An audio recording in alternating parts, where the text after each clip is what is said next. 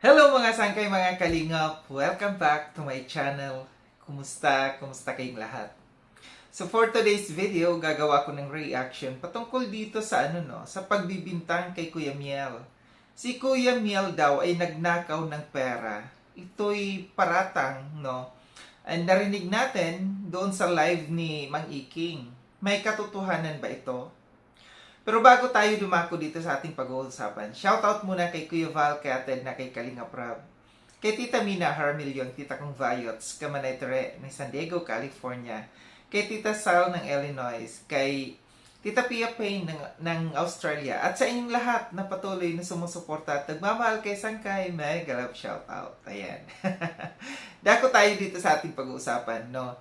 Na nagkakaroon ng bangayan ngayon between kay Kuya Miel at saka kay Mang Iking, no? Dahil nga dito sa kay Vanessa.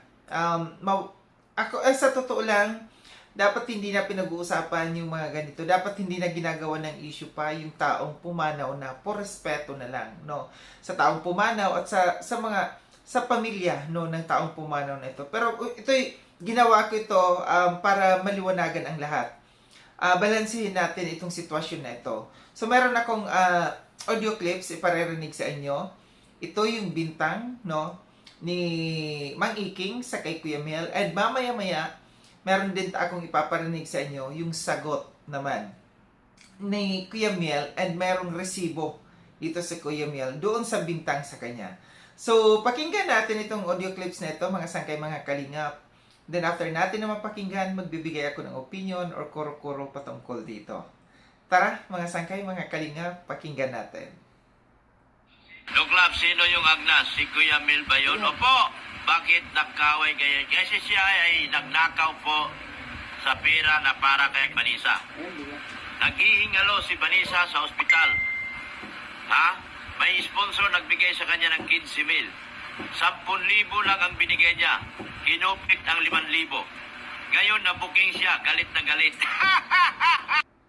So yun mga sangkay, mga kalinga, pati napakinggan no, yung audio clips na aking ipinarinig sa inyo. Galing ito mismo doon sa live, no, ni Mang Iking, no, na sinasabi niya na itong si Kuya Miel ay nagnakaw ng pera. Ito daw ay galing sa isang sponsor na padala para sa kay Vanessa. 15,000 daw yun. And ang ibinigay lang daw ni Kuya Miel ay 10,000. No? So may katotohanan ba ito?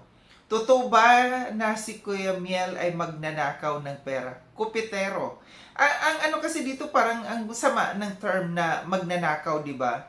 So okay lang sana kung sabihin na kupit, no, nangupit. Kasi kung 15,000, no, 10,000 lang ang ibinigay, ibig sabihin 5,000 ang kinupit. Kasi kung ninakaw yun, ninakaw niya lahat yung pera. And ang tanong ko kasi dito, at ang tanong ng karamihan, anong resibo ni Mang Iking dito na talagang may 15,000 ang ibinigay itong sponsor na ito. Pero gayang sabi ko, meron akong ipaparinig sa inyo yung sagot naman ni Kuya Miel. So pakinggan natin itong mga sangkay, mga kalingap. Then after natin na mapakinggan, bigay naman tayo ng opinion patungkol dito. Nandun ba si Kuya Mel nung time na yon na kasi Wala po. sinasabi, nandun daw ako at nagbablog? Wala pong vlogger na kung sinong vlogger man, wala pong vlogger doon. Wala pong camera. Kasi po yun, madilim nga po doon sa lugar ng morgue. Ang naandun lang po, tinawagan ko, unang-una ko po tinawagan yung kaibigan ng anak ko.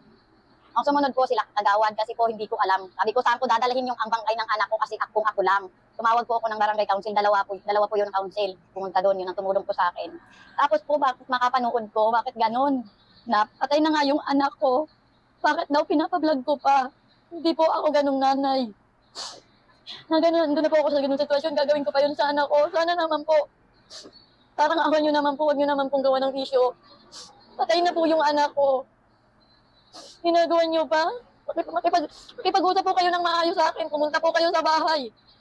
Anytime po, harapin ko naman kayo. Kasi po, wala po akong taong sinusumbungan o sinisiraan kayo para may bumigay lang ng pera sa anak ko. Sino itong tao nito? Si Dr. Lab po, sinasabi niya na nagpa-vlog pa, pinablog ko pa yung anak ko. Sana naman Dr. Lab, kung tumutulong ka, sana naman po bukal sa kalooban mo. Huwag niyo naman pong isumbat yung mga tinutulong niyo. Hindi ko naman po yung ginastos ko yun sa anak ko. Alam mo naman po yung kalagayan niya, nakita mo, pinasilip ko sa'yo. Bakit ko kailangan yung hanapin yung pirang inabot sa akin? Ginastos ko yun para sa anak ko. Kasi pinagbintangan ako magnanakaw. Yung pong pirang sinasabi mo na inabot sa akin, hindi mo naman pinapangalanan. Yung pong 10K, o yung tinanong mo baga po ako. Yung 10K, alam nga naman po isa-isahin ko sa'yo, yun lang naman ang tanong mo. Siyempre po, yun ang sasagutin ko. Alam nga naman po, hindi mo naman ako tinatanong ng ibang yun. Magdaldal ako ng magdaldal. Anong klaseng nanay naman po ko noon? Yun po, una naman yung inabot sa akin ni Kuya Mel. Saka wala naman po pati nangyayaring nagbablog si Kuya Mel doon sa akin. Ikaw nga po, grabing video, ang tagal-tagal ng video mo. Kasi kahit nang dialysis na yung ano ko, nagpaiwan ako doon, ilang minutes din tayo nung ibinidyo mo ako. Bakit hindi nagpapablog na si Vanessa sa kanya? Ayun yun na po, yun lang sinabi niya, ayaw ko nang magpa-vlog mama. O, di ko naman po ano yun, di ko man siya pinilit, siya naman po ang kusang ano nun. So, ano masasabi mo doon sa pinaratang sa akin magnanakaw ako? Natatawa na lang po ako sa kanya kasi, sabi ko, natanggap ko naman po yun. Bakit sasabihin niya nagnanakaw si Kuya Mel? Eh, natanggap ko naman yun. Eh, katotohanan ba yun o wala? Wala po. Siya lang naman ang nagbigay ng ano, ng motibo. Eh, yung pagpunta ko daw doon nung araw na, nung oras na namatay si Vanessa, umabol daw ako sa iyo at nagbigay ako sa iyo ng 5,000. Eh, wala ka naman po doon, di ka naman po pupunta doon. Oo, may nag-chat sa inyo na wala na si Vanessa or nagtawag. Pero wala ka naman po doon kasi sabi mo sa malayong lugar ka. O paano naman po makakapunta ka doon? Ano pa yung gusto mong ipaalam sa mga manonood ni Vanessa, no? Dahil doon sa mga kumakalat na mga kung ano-ano sa mga vlog, di ba? Sana po, huwag na kayong maniwala sa mga nagbablog na nagsasabi na ganyan kasi wala naman po katotohanan lahat ng sinasabi niya. Lahat po walang katotohanan. Sino yan? Ay, yung tao po, si Dr. Love. Kahit po, si Dr. Love, naamon kita ngayon. Pumunta ka sa bahay. Sabihin mo lahat ng mo. At hindi totoong nagpa-vlog ako doon sa morgue. Yun lang nga, naiinis po ako sa iyo. Kasi naano mo na nagpa-vlog ako sa morgue, napatay na nga si Vanessa. Irespeto nyo naman po yung anak ko, konting respeto naman po. Please lang sana po, yun lang naman inaano ko sa iyo. Sabi nyo po, habot ng yung makakaya, tutulungan nyo si Vanessa. Bakit ganyan po? Hindi naman na makapagsasabi, hindi nyo makakausap. Ako yung kausap nyo, hindi na si Vanessa. Bakit po ang sasabihin nyo gano'n, ulit-ulitin nyo? Kung tutulong kayo, hindi na sa akin ipapaabot nyo sa kapatid ko. So sige, yung kapatid ko ang tulungan nyo, baka yun ang nangangailangan sa ngayon. Yun ang gusto niya, yun ang lagi nyong binabanggit, inuulit-ulit nyo na parang walang pentang nanay. Pero naman kayo, doktor, na pumunta kayo yun sa bahay, inaamon ko kayo. So yun mga sangkay, mga kalinga, pati napakinggan no yung audio clips. Galing ito dun sa live ni sa upload ni Kuya Miel. Credit dito kay Kuya Miel no. Itong audio clips na ito. Napakinggan natin, natahasan no, na sinabi ng nanay ni Vanessa na walang katotohanan yung mga bintang at paratang ni Dr. Love patungkol dito sa pagnanakaw ng pera di umano ni Kuya Miel doon sa bigay ng sponsor na ito. So, umpisahan natin sa umpisa. No?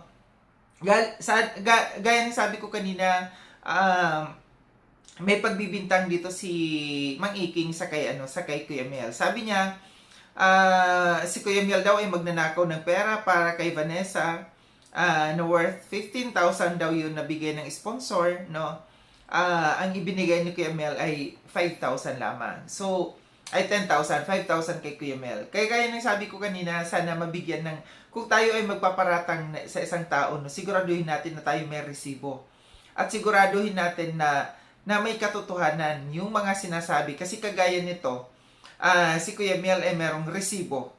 Yung mismong nanay ang nagpapatunay na walang ninakaw na pera si Kuya Mel. Sino ang nakakahiya dito sa social media? Sino ang mapapahiya dito? Sino ang tatawagin na may kredibilidad pa ba itong taong ito sa tuwing siya ay may mga paratang sa kapwa niya, no? So mababawasan ang kredibilidad ng isang tao pagka ganito, no? Nakagaya nito na si Kuya Mel ay merong resibo. Sabi dito ni Kuya Mel, patay na si Vanessa, nagpapa-vlog pa din. At ito yung paratang din sa kay Kuya Miel no, na kahit patay na si Vanessa ay binavlog pa din ni Kuya Miel. Sabi dito ng nanay, si Vanessa wala daw